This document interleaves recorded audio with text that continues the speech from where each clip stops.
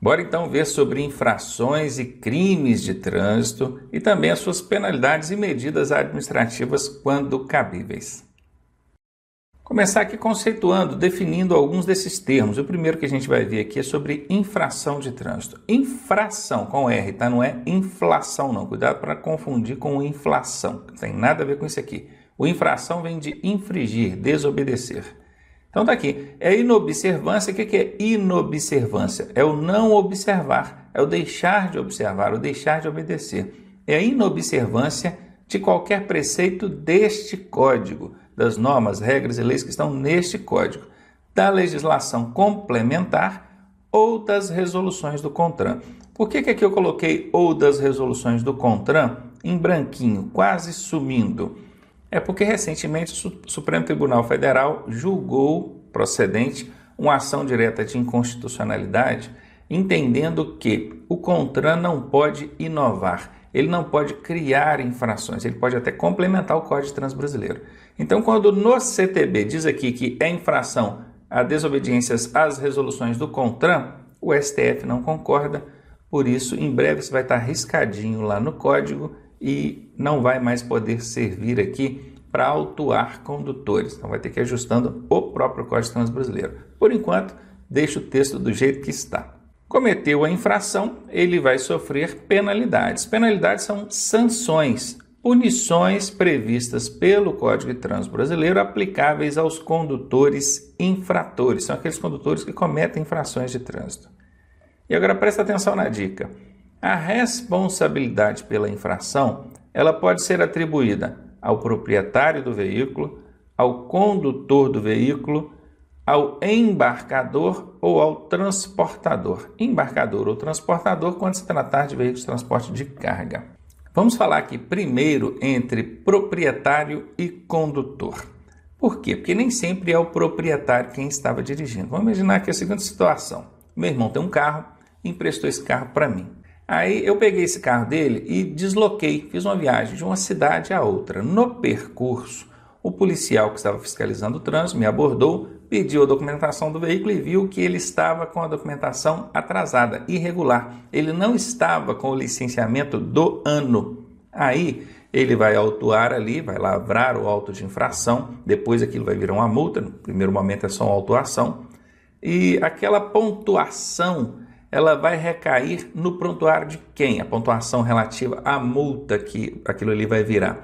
É uma multa gravíssima, 7 pontos a ser registrados no prontuário de alguém. Esse veículo não está licenciado. Ele vai recair sobre o prontuário do meu irmão, do proprietário do veículo. Porque essa infração ela está relacionada à regularidade do veículo. Quem é responsável por manter o veículo no documento em dia, pagar tudo bacaninha? É o proprietário. Portanto, nesse caso, vai ser o meu irmão, o dono do carro, que vai receber a pontuação. Num outro caso, naquelas infrações decorrentes de atos praticados na direção do veículo, aí já não tem a ver com a regularidade do veículo, tem a ver com a direção adotada ali, aí a responsabilidade é do condutor. Por exemplo, eu excedi o limite de velocidade. Tinha lá a fiscalização eletrônica, o policial me pegou ali no dispositivo portátil, né? E viu que eu estava excedendo a velocidade. Abordou, o senhor estava em excesso de velocidade, a infração aqui é tal, e essa pontuação ela vai recair sobre o prontuário de quem? No meu prontuário, eu, o condutor, não é no prontuário do meu irmão, ele não tem nada a ver com o fato de eu estar excedendo a velocidade. Então as infrações elas são assim, quando for relacionada à regularidade do veículo, é o proprietário que é responsável, então é ele que vai ter a pontuação no seu prontuário. Quando for decorrente de atos praticados na direção do veículo, o que eu estava fazendo, avancei o sinal vermelho, excesso de velocidade, estacionei em local proibido, aí no prontuário do condutor. Agora vamos falar de embarcador e transportador. Imagine o seguinte, esse aqui é o embarcador, é quem tem a carga para levar para algum lugar. E esse aqui é o transportador, é quem tem o caminhão. Então esse dono desse caminhão aqui, o transportador, ele chega no embarcador e fala assim, ó, o meu caminhão pode carregar até 10 mil quilos, até 10 toneladas, 10 mil quilos. E esse embarcador aqui fala assim, não, beleza, a carga que nós temos aqui só dá 10 mil quilos mesmo, não está tudo certinho. Mas ele não estava falando a verdade, o embarcador tem uma carga de 12 toneladas, colocou em cima do caminhão que só podia carregar 10 e colocou na nota fiscal que só tinha 10. Claro, senão o dono do caminhão vai ver que ali tem 12 e não vai deixar. Então o que acontece? Então esse caminhão pega, vai fazer viagem, no trajeto ele para na balança para fiscalizar. Aí vai ver que tem 12 toneladas.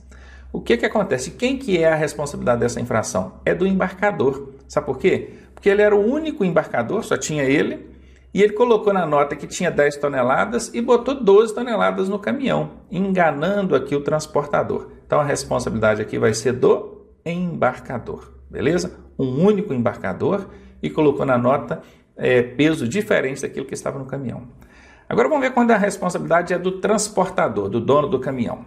Veja bem, esse dono desse caminhão chegou nesse embarcador e disse assim: olha, eu tenho um caminhão aqui que pode transportar 10 toneladas. Aí esse embarcador falou assim: não, tranquilo, a minha carga aqui só dá 7 toneladas. E realmente só dá 7 toneladas. Aí ele fez a nota fiscal de 7 toneladas, colocou nesse caminhão e ficou tendo uma folga aqui. Não ficou de 3 toneladas ainda? Ele pode carregar 10, só colocou 7. Então o dono desse caminhão, o transportador, ele foi até um segundo embarcador, um outro camarada que tinha uma outra carga, e falou assim: ó, meu caminhão ainda tem uma folguinha lá. Você tem alguma carga para levar? E ele fala assim: tem sim, eu tenho aqui de 5 toneladas, cabe no seu caminhão? Aí o cara do caminhão fala assim: cabe. E não era para caber, né? Porque só tinha 3 de folga. Aí o embarcador aqui, o segundo embarcador, que não tem nada a ver com o problema, faz a nota fiscal de 5 toneladas e coloca no caminhão as 5 toneladas. Então deu 7 do primeiro, com 5 do segundo, 12 toneladas. Nem o primeiro embarcador, nem o segundo embarcador sabia do problema. Mas o dono do caminhão aqui, o transportador, sabia e deixou colocar mais do que podia aqui no caminhão. Então, nesse caso, a responsabilidade é dele, do transportador. Qual é a característica da situação? Mais de um embarcador. Então, quando é apenas um embarcador, na maioria das vezes, ele vai ser o responsabilizado, porque a gente vai ver ali que ele colocou na nota fiscal um valor diferente daquele que estava no caminhão. Agora, quando tem mais de um embarcador, aí acaba recaindo sobre o transportador.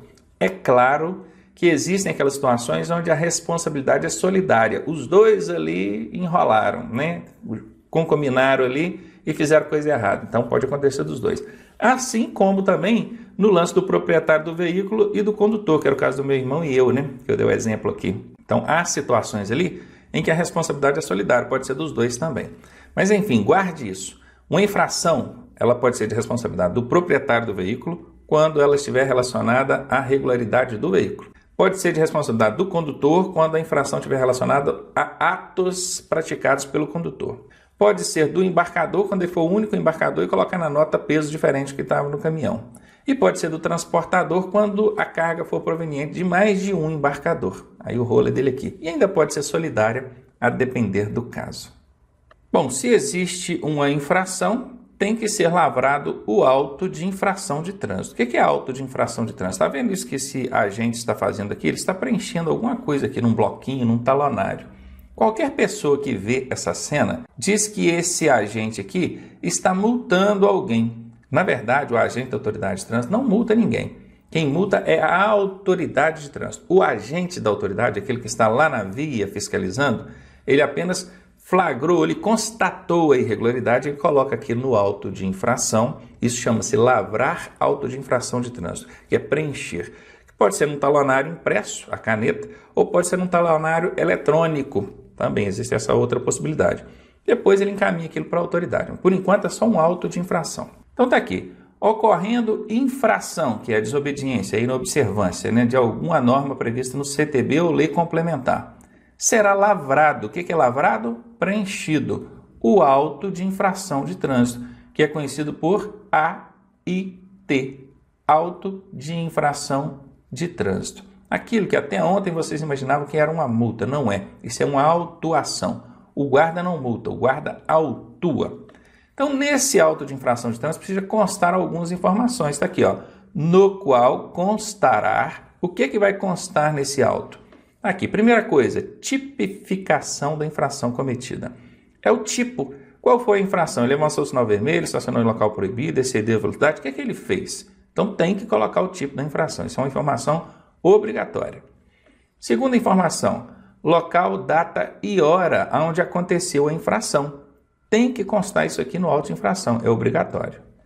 Terceira coisa, identificação do veículo. Aí pode ser por meio da placa, marca, espécie ou qualquer outra característica que ajude a identificar o veículo.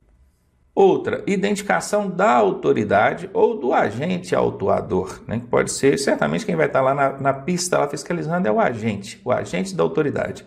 Também equipamento fiscalizador, que algumas vezes a autuação ela é flagrada, ela é constatada por um equipamento. É um excesso de velocidade, um avanço de sinal, fiscalização eletrônica, né? E por fim, o prontuário ou assinatura do condutor. Agora presta atenção nessa última informação aqui, ó. Se possível. Tudo que nós vimos para cima aqui tem que constar no auto de infração e isso é incontestável. Agora, o que está aqui embaixo, nessa última linha, que é o prontuário do condutor e a assinatura dele, se possível, isso aí é, conforme eu acabei de dizer, só se for possível. Imagine que o condutor não tem habilitação. Como é que vai constar ali o número do prontuário, o número da habilitação dele? Não tem. Ou então, no caso de um avanço de sinal, a gente só viu o carro avançando o sinal, pegou a placa, o local, data, preencheu a auto de infração. Como é que ele vai saber quem estava dirigindo para poder colocar ali o prontuário dele? Viram? No segundo caso, que é a assinatura do condutor, ele também pode se recusar a assinar. Eu não quero assinar. Ou então não foi possível abordar o veículo, mesmo caso, passou no semáforo lá, ele viu quem que era, como é que vai pedir para assinar? O cara já foi embora. Então tem algumas infrações, a maioria, que dá para autuar sem abordar, sem ter que parar o veículo. Então como é que vai assinar? Até porque, ou além do mais, a assinatura ela só vale para uma coisa, que é para o condutor, aquele que foi abordado ali, cometeu infração, ter ciência de que foi autuado. Porque quando o agente de trânsito te autua, ele lavra o auto de infração, aquela autuação vai para a autoridade e a autoridade tem que te notificar via correio. Ela faz uma cartinha, põe no correio e chega lá para você, lá na sua casa. Então essa notificação via correio é dispensada quando o condutor assina. Tem alguns outros poréns nisso aí, mas eu não vou entrar no mérito aqui agora. A única coisa que você precisa saber é isso. A assinatura, ela serve meramente para você mostrar ali que tem ciência. Já foi notificado, não, eu já estou sabendo, já assinei aqui. Não quer dizer que você concordou, não. Quando você assina, não significa que você não possa mais se defender ou recorrer da autuação. Nada disso. Tá? Então, tranquilo, a assinatura é só para isso. Mas, contudo, tanto o prontuário quanto a assinatura só vão constar no auto se for possível. Se não for possível, o agente pode lavrar o auto de infração tranquilo, sem essas informações. Bom, nós falamos aí sobre autoridade, sobre agente da autoridade. Vamos então entender, conhecer esses personagens aí. Autoridade de trânsito é o dirigente máximo de órgão ou entidade executivo de trânsito componente do Sistema Nacional de Trânsito. Imagine bem, se o seu município já está integrado ao Sistema Nacional de Trânsito, se não está, deveria estar, né? Então tem muito município que ainda não está cumprindo com o dever dele, mas se o seu município já está integrado ao Sistema Nacional de Trânsito, ele já tem órgão de trânsito, é o órgão executivo de trânsito do município. O dirigente máximo desse órgão municipal é uma autoridade de trânsito, dentro das circunscrições desse órgão, obviamente. O diretor do DETRAN do seu estado é uma autoridade de trânsito. Quer ver um outro órgão de trânsito de âmbito estadual? O DER, que é o órgão executivo rodoviário de trânsito do estado. Viram? Agora vamos pular para âmbito federal. O DENIT, Departamento Nacional de Infraestrutura e Transporte, tem o seu dirigente máximo é a autoridade de trânsito. Ou então o Departamento de Polícia Rodoviária Federal, seu dirigente máximo, é uma autoridade de trânsito. Então, autoridade é sempre o dirigente máximo. Normalmente é aquele que você não vai ver lá na via. É aquele que está lá dentro de uma sala com ar-condicionado, gerindo ali, cuidando da gestão daquele órgão. Agora, o agente da autoridade de trânsito, vejam, ele é o agente da autoridade, aquele que está lá na via representando a autoridade. Ele pode ser pessoa civil ou policial militar, credenciada pela autoridade de trânsito para exercício das atividades de fiscalização, operação, policiamento ostensivo ou patrulhamento. Quando a gente fala civil ou policial militar, não significa polícia civil e polícia militar, não. Porque o militar, o policial militar, a polícia militar, você conhece muito bem. Esse é o militar. O policial rodoviário federal, ele não é militar, ele é um policial e está lá fiscalizando.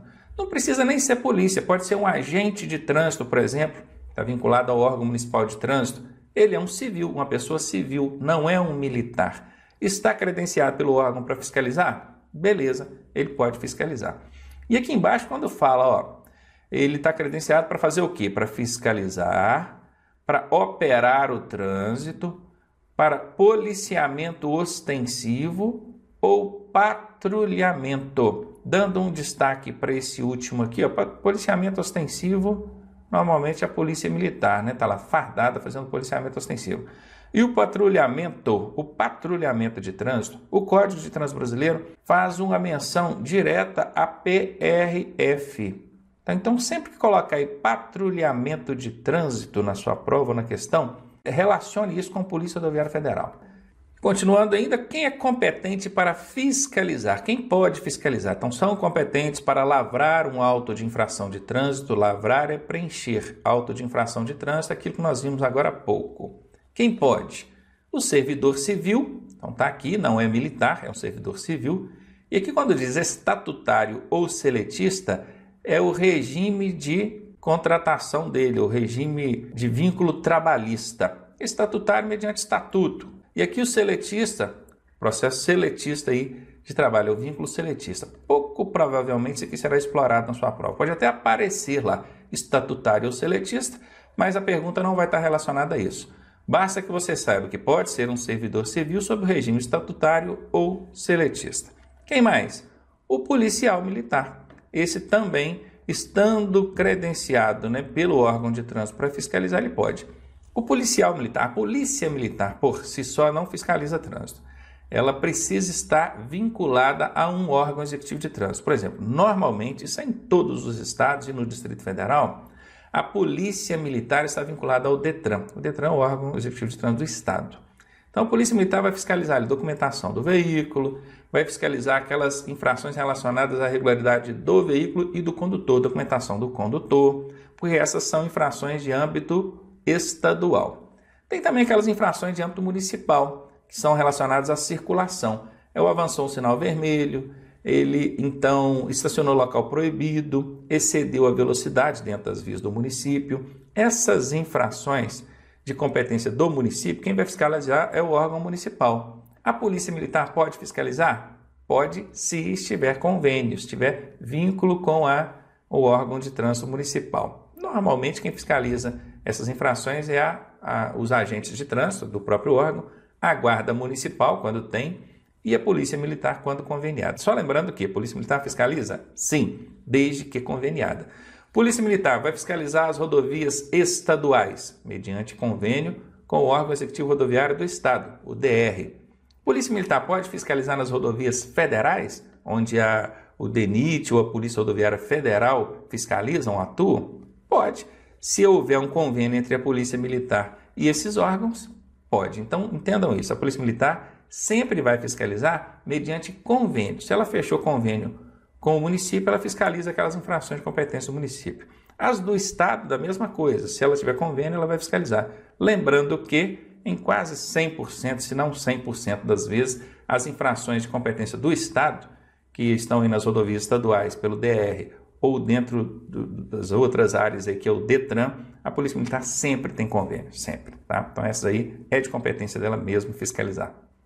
E avançando, a gente falou aqui do auto de infração de trânsito, né? O AIT, aquele que o agente de trânsito vai lavrar. Então, ele lavrou esse auto de infração de trânsito e mandou para a autoridade analisar.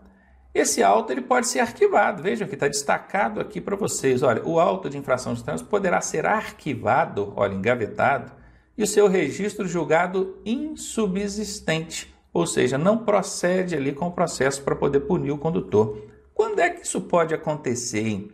Em duas situações.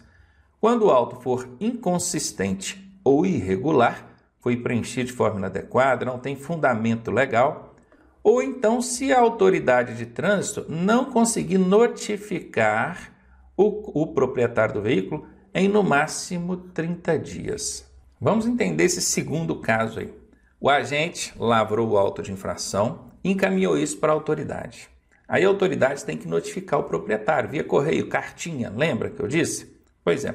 Só que por excesso de trabalho, por esquecimento, algum problema, uma greve, qualquer problema, a autoridade não conseguiu expedir a notificação dentro do prazo de 30 dias. Nesse caso, o auto de infração deve ser arquivado, não deve proceder com o processo para punir o condutor. Isso é o que está na lei, isso é o que está na regra. Não vamos entrar em detalhes, mas é assim. A própria autoridade, ela já engaveta quando ela percebe que passou dos 30 dias? Na maioria das vezes, não. Ela expede a notificação a si mesmo e se o cara lá não reclamar, o proprietário do veículo não reclamar, acaba a punição sendo aplicada. Então, preste atenção nisso. Só não pode confundir com o seguinte. A obrigação da autoridade é expedir em 30 dias. E não que chegue na sua casa em 30 dias ou nas suas mãos em 30 dias. Tem lugar que a notificação chega lá no síndico do prédio, lá embaixo, fica lá 6 meses aquele trem lá. Depois que o proprietário do imóvel lá vai chegar, tinha uma cartinha para você aqui do Detran e vai ver, mas já passou de 30 dias, então tem que arquivar. Não é chegar na sua mão. Outra hora o servidor do correio chega lá no seu endereço para entregar, 1, 2, 3 tentativas, não encontra ninguém. Ele bota lá de que não encontrou e devolve para o órgão de trânsito. Nesse caso, o órgão fez o papel dele, ele expediu a notificação. Perceba bem que aqui na regra diz que ele tem que expedir em 30 dias e não chegar na sua mão em 30 dias. Sem contar os casos de endereço desatualizado e uma série de coisas. Já pensou se para punir tivesse que chegar na sua mão, o que ia ter de gente correndo aí para não receber a notificação? É brincadeira, né? Mas enfim, prestem muita atenção nesses dois casos, tá? Esse caso 1 e esse caso 2, porque isso aqui pergunta em prova direto. Quando é que um auto de infração de trânsito pode ser arquivado? Quando ele for inconsistente ou irregular, ou se em 30 dias não for expedida a notificação. Expediu, emitiu, colocou no correio, já tem lá a comprovação de que fez em 30 dias. Não chegou na sua mão, aí já é problema seu. Aqui agora na tela, a gente vai falar sobre o processo administrativo de trânsito. Como é que funciona desde o cometimento da infração até a última fase de recurso no âmbito administrativo. Porque a pessoa pode também recorrer judicialmente, né, às vias judiciais. Aí não tem nada a ver com o administrativo aqui. Mas aí o judicial também já foge da nossa legislação de trânsito para a prova de habilitação. Bom, então vamos nos limitar aqui ao processo administrativo, que é o que o condutor mesmo, o proprietário do veículo pode fazer. Então a gente tudo começa com o cometimento da infração. O condutor comete uma infração e aí o agente que está fiscalizando, ou então pode ser por meio eletrônico, né, se for uma fiscalização eletrônica, vai fazer a autuação, vai lavrar a autuação. O termo utilizado é esse mesmo, lavrar. Parece com lavar, né? Mas não é lavar roupa, não. É lavrar, preencher o auto de infração. Esse AIT significa auto de infração de trânsito. Então, o agente fiscalizador constatou aqui o cometimento da infração e vai então lavrar o auto de infração. Ele preencheu ali aquele auto de infração, que ainda não é a multa. Tem muita gente que fala assim, o policial me multou. Ele não multa, na verdade ele autua, ele preenche, lavra o auto de infração e encaminha para a autoridade de trânsito dar prosseguimento no processo. Então o próximo passo, depois do auto de infração lavrado, é encaminhar esse auto de infração para a autoridade de trânsito. A autoridade de trânsito, conforme a gente já viu nas aulas passadas aí, é o diretor do órgão de trânsito, o diretor máximo, né? Então ele vai analisar esse auto de infração e ver se ele é consistente. O que é ser consistente? É se ele está dentro dos requisitos exigidos na legislação. Está tudo certinho, bacaninha, essa autuação ela realmente é dessa maneira, essa infração aconteceu, está tudo certinho? Bacana, vai prosseguir com o processo. Se a autoridade de trânsito, analisando o auto de infração, entender que esse auto é inconsistente ou irregular, ele vai fazer o quê? Ele vai arquivar. Você quer ver um exemplo de inconsistência no auto de trânsito? Vamos supor que um morador de uma determinada rua viu uma pessoa cometeram infração. Ele passou lá falando ao celular. Eu vi aqui o fulano de tal. E até filma, ele pode até filmar, olha que interessante. Esse morador filmou o camarada passando lá, falando ao celular enquanto dirigia. Aí ele foi no policial, ou fiscal de trânsito ali, mostrou a filmagem e esse policial, com base naquela filmagem, foi e lavrou o auto de infração, e nesse caso vai ser a responsabilidade atribuída ao proprietário do veículo, né? Porque não tem nem como pegar ali os documentos de quem estava conduzindo para poder fazer constar no auto. E pode, tranquilo, pode lavrar esse auto sem a presença do proprietário. Mas ele não pode lavrar esse auto por indicação de testemunha, de terceiro, ainda que tenha sido filmado. Isso é irregular, não pode. O policial, o agente de trânsito, ele só pode autuar naquilo que ele constatou, ele presenciou, ele viu acontecer. Eu tenho filmagem, eu tenho testemunhas, não serve.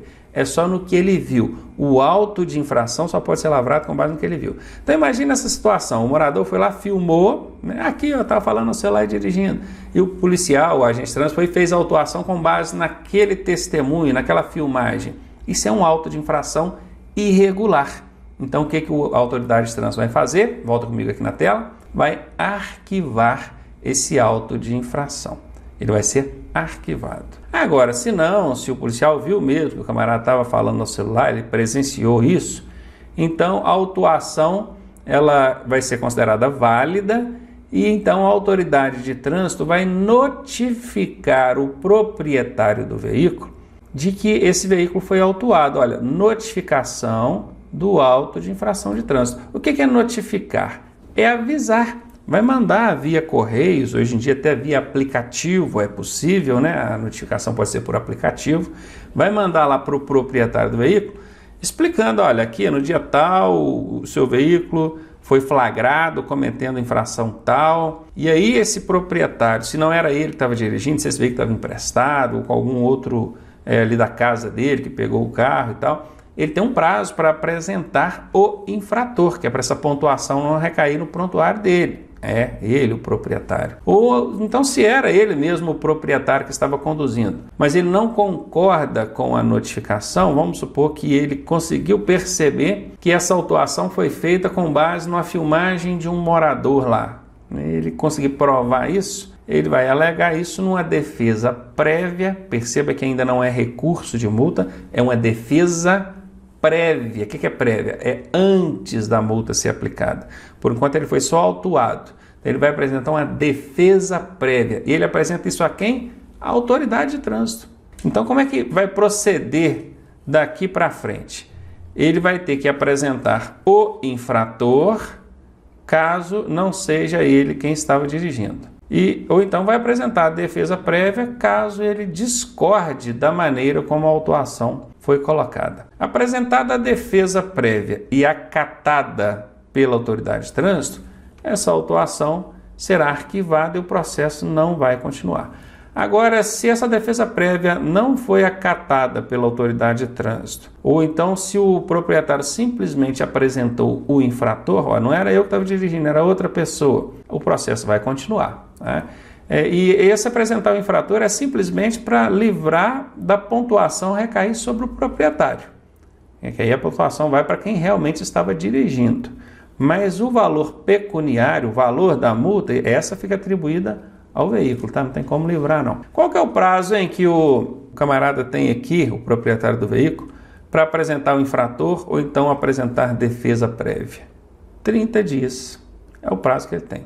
Feita aí passada essa fase, se a autoridade de trânsito indeferiu, ou seja, não acatou a defesa prévia, o que a autoridade de trânsito vai fazer? Vai aplicar a penalidade e vai avisar o proprietário. Então ele vai notificar o proprietário do veículo que esse veículo foi penalizado, que esse condutor foi penalizado. Essa penalidade, em 90% das vezes, vai ser uma multa. Podem ter outras penalidades. Em alguns casos acontece também a suspensão do direito de dirigir e outras penalidades. Mas a multinha vai estar sempre ali. Há alguns casos em que a multa não vai ser aplicada. Às vezes vai ser aplicada uma advertência por escrito ou outros casos ali. Mas em quase todos os casos, essa penalidade será uma multinha. Então, quando esse proprietário receber lá na casa dele, via correio ou via aplicativo, a notificação, o aviso da penalidade, aí sim ele vai entrar na fase de recurso. Naquela primeira fase lá ele estava apenas fazendo uma defesa prévia. Aqui ele vai recorrer, porque ele foi punido e não concorda. Aí ele recorre a quem? Recorre a JARI, aquela Junta Administrativa de Recursos de Infrações, que nós já falamos dela anteriormente. Então, essa JARI vai julgar o recurso desse proprietário do veículo ou desse condutor, e se esse recurso for acatado, se ele for deferido, essa autuação não, agora já é a penalidade, essa penalidade será arquivada e ele não vai sofrer nenhuma punição. Agora, se não, meu amigo, aí vai indeferir e ele vai ter mesmo que pagar a multa, cumprir ali com as penalidades. O prazo para recorrer é 30 dias. O prazo para JARI julgar é 30 dias. Tudo dentro do processo administrativo de trânsito é 30 dias. A única coisa que foge desse prazo aí é o prazo para que o processo administrativo seja aberto, né, que tenha no máximo 180 dias, porque se ele não for aberto em até 180 dias, essa infração, essa autuação vai prescrever e então nada desse processo aqui vai poder acontecer. O cara cometeu infração, o agente de trânsito viu e autuou. Mandou para a autoridade tem 180 dias. É nessa fase aqui, né, na fase de análise de consistência. 180 dias para dar prosseguimento no processo. Se não fizer, prescreve. Então, tirando isso aqui, que é 180 dias, o resto tudo aqui, meu amigo, é 30 dias. Aonde aparecer prazo aqui, é prazo para isso, prazo para aquilo, é tudo 30 dias. Guardou? Assim fica mais fácil, né? Então aqui para JARI recorrer, ela vai ter também 30 dias. Para julgar, né? Aliás, o recurso, ela vai ter 30 dias. Se esse recurso foi indeferido, se a JARI não aceitou o recurso do proprietário do veículo ou do condutor, ele ainda tem um outro recurso, em segunda e última instância administrativa, que é aqui, ó, recurso em segunda instância. Esse recurso vai ser encaminhado à junta especial da JARI, uma junta especial, ou então ao CETRAN, que é o Conselho Estadual de Trânsito. Ele vai fazer essa análise em última instância. Só não vai ser o CETRAN quando a infração for, quando a autuação, né, tiver sido lavrada pela Polícia Rodoviária Federal ou pelo DENIT, Departamento Nacional de Infraestrutura. Por quê? Porque tanto a PRF quanto o DENIT são órgãos de circunscrição nacional. E o CETRAN é o Conselho Estadual de Trânsito. Então ele não vai julgar os recursos aí de autuações lavradas pela PRF e pelo DENIT, não vai. A ANTT também, Agência Nacional de Transporte Terrestre, não vai. Mas aí quem vai fazer, no caso, seria a junta especial. Agora, se for por qualquer outro agente fiscalizador, por qualquer outro órgão fiscalizador, seja o órgão municipal, polícia militar, aí vai ser o CETRAN mesmo que vai analisar aqui em segunda instância. Qual que é o prazo? 30 dias do mesmo jeito, sempre. Todos os prazos aqui no processo são 30 dias. Se foi deferido esse recurso, já em última instância, né, que é segunda e última instância administrativa, então ele vai ser arquivado e esse condutor de veículo, esse proprietário, não vai pagar nenhum valor, não vai ter nenhuma pontuação registrada no seu prontuário. Agora, se for indeferido, se persistiu ali a aplicação das punições, aí vão ser aplicadas as penalidades e o responsável, né, seja o proprietário, o condutor, vai ter ele que cumprir com essas punições, com essas penalidades, para estar então em dia, em quitado, tudo quitado, para voltar a dirigir. Então aqui nós temos basicamente três fases. Vamos ver aqui, ó. Tem essa partezinha verde, que é onde aconteceu o cometimento da infração, o policial ou agente de trânsito lá autuou, lavrou o auto de infração, mediante constatação presencial, não pode ser por testemunha, por vídeo de terceiro. Ah, mas o meu colega lá foi autuado por uma câmera de vídeo monitoramento lá na rua tal, mas aí a câmera do próprio órgão de trânsito, lá tinha placa indicando, olha, a área fiscalizada por vídeo monitoramento, tem a placa, tem que ter, aliás, a placa avisando que aquela área é fiscalizada por vídeo monitoramento. Lá numa central tinha agentes fiscalizadores vigiando, então ele constatou por meio da câmera, né, que estava lá ao vivo, na hora, né, ele não estava lá em loco, na via, mas ele estava dentro de uma sala onde tinha várias câmeras e ele fiscalizou e viu, aí pode. Mas câmera de morador, filmar foto de morador não pode não, tá? E aí a autoridade aqui analisou consistência, arquivou ou prosseguiu com o processo. Então nessa primeira fase, essa área verdinha, depois a área azul é onde tem a apresentação do infrator, quando não era o proprietário que estava dirigindo, né? E então a defesa prévia, que ainda não foi aplicada nenhuma penalidade. Na outra fasezinha aqui já entra a notificação da penalidade com recurso a jari e, por fim, o recurso em segunda e última instância administrativa. Essa parte de processo administrativo, ela parece um pouco complicada para quem nunca viu. Por isso eu sugiro que você assista várias vezes isso aqui, para você entendendo as fases, como é que elas funcionam. 99% dos condutores não entendem absolutamente nada de processo administrativo de trânsito, que resumidamente é isso que está aqui na tela.